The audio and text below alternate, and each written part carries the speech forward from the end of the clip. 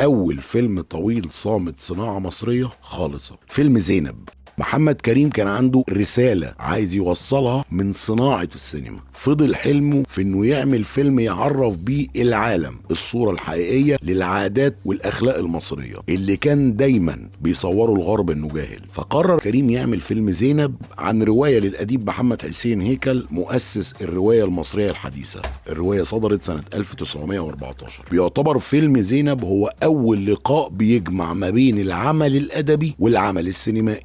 بدأ يدور على جهة إنتاجية، وللأسف كل المنتجين رفضوا. عرض مشروعه على مين؟ على صديق عمره يوسف وهبي، وبعد مقابلات قدر يقنعه إنه يدخل مجال الإنتاج، واتفقوا إن يكون فيلم زينب هو أول إنتاجه. والأول مرة في تاريخ السينما المصرية قدر محمد كريم يضيف جزء بالألوان، عبارة عن 400 متر اتبعتت باريس عشان تتلون.